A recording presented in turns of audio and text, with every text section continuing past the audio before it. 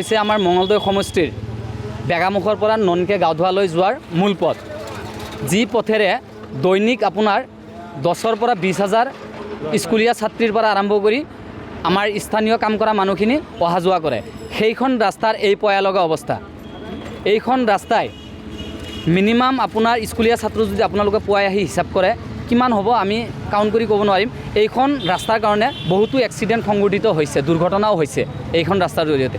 গতিকে সেইকাৰণে আমি আমাৰ বিভাগীয় কৰ্তৃপক্ষ, লোক নিৰ্মাণ বিভাগ, আমাৰ আয়ুক্ত মহোদয়, আমাৰ সাংসদ মহোদয়ক আমি অনুৰোধ জনাইছোঁ যে কিহৰ স্বাৰ্থত এইখন ৰাস্তা এতিয়ালৈকে হোৱা নাই। কেতিয়া শুভাৰম্ভ কৰিছিলে? এইখন ৰাস্তা শুভাৰম্ভ কৰিছিল আপোনাৰ 2023 চনৰ মে' মাহৰ 22 তাৰিখে।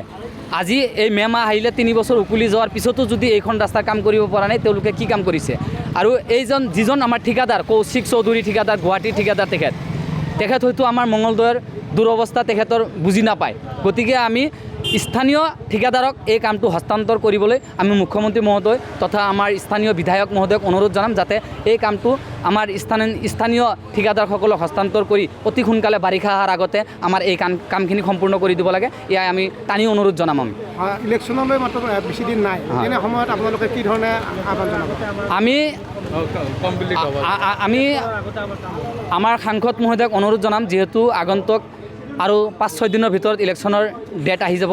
গতিকে তাৰ আগতে আপোনালোকে এইখন কাম আমাক কৰাই দিয়ক, যিহেতু আমি জমৰ যাতনাত ভুগি আছোঁ এইখন ৰাস্তাতে। যিহেতু বিজেপি উন্নয়নগামী চৰকাৰ, এইখন চৰকাৰৰ দিনত যদি এনেকুৱা পয়া লগা অৱস্থা থাকে কিন্তু বেয়া দেখি। সেইকাৰণে আমি আমাৰ স্থানীয় সাংসদ মহোদয়ক, যিহেতু বিজেপিৰ সৰ্বা বুলি ক'লেও ভুল নহ'ব, তেখেত সভাপতি আৰু আমাৰ মঙলদৈ সমষ্টিৰ তেখেত সাংসদ, তেখেতৰ দিনত সাংসদীয় পুঁজিৰ বহুত উন্নয়ন হৈছে, কিন্তু আমাৰ এইখন ৰাস্তা এতিয়ালৈকে হোৱা নাই। আমি সাংসদ মহোদয়ক অনুৰোধ জনাম অতি সোনকালে আমাৰ এই ৰাস্তাখনটো কৰাই দিব লাগে। হ'ল বেগামুখৰ পৰা ননকে গাঁওধোৱালৈকে যোৱা ৰাস্তা, মেইন ৰাস্তা হ'ল এইটো। আমাৰ চাপৰি অঞ্চলৰ মেইন ৰাস্তা হ'ল এইটো ৰাস্তাৰে কমচে কম আপোনাৰ কণ্টিনিউ 30,000কৈ মানুহৰ যাতায়াতৰ ব্যৱস্থা। এইটো ৰাস্তাত তাৰমানে মেইন ৰাস্তাই হ'ল এইটো ৰাস্তাত ৰাতিপুৱা সময়ত কমচে কম 10ৰ পৰা 12,000 ল'ৰা ছোৱালী স্কুললৈ, কলেজৰ ছাত্ৰ ছাত্ৰী যাতায়াতৰ ব্যৱস্থা হয়। আৰু শ্ৰমিক মানুহবিলাকে মেইন ৰাস্তা হ'ল এইটো ৰাস্তাৰ আপোনালোকে নিশ্চয় দেখা পাই আছে কিমান গাড়ী চলি আছে। ৰাস্তাটো ঠেক আজি 3 বছৰ পাৰ হৈ গ'ল। এইটো ঠিকাদাৰে কৌশিক চৌধুৰী, তেখেতে কাৰোবাৰ ছত্ৰ চাই তেনেকুৱা কৰি আছে। আমাৰ নিশ্চয় সন্দেহ, নহ'লে এইখন চৰকাৰৰ দিনত, এইখন বিজেপি চৰকাৰৰ দিনত বহুত উন্নতি হৈছে। যোনটো চৰকাৰৰ দিনত 6 মাহত ব্ৰহ্মপুত্ৰৰ ওপৰত দলং নিৰ্মাণ কৰিব পাৰে। আপোনালোকে নিশ্চয় ভাবিব পাৰে যে মঙলদৈৰ পৰা বেগামুখৰ পৰা গাঁওধোৱালৈকে 2.5 কিলোমিটাৰ ৰাস্তা 3 বছৰ পাৰ হৈ উকলি গ'ল, কিন্তু ৰাস্তাখন হোৱা নাই। যোনখন চৰকাৰৰ দিনত 6 মাহত ব্ৰহ্মপুত্ৰত ব্ৰিজ বনাব পাৰে, কিন্তু 2.5 কিলোমিটাৰ ৰাস্তা আজিলৈকে হোৱা নাই।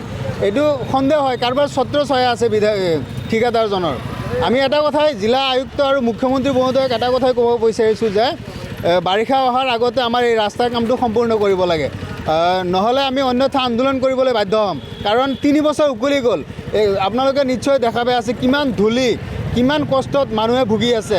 কাৰণ এইটো ৰাস্তা অতি সোনকালে কৰিবলৈ আহ্বান জনাইছোঁ চৰকাৰক।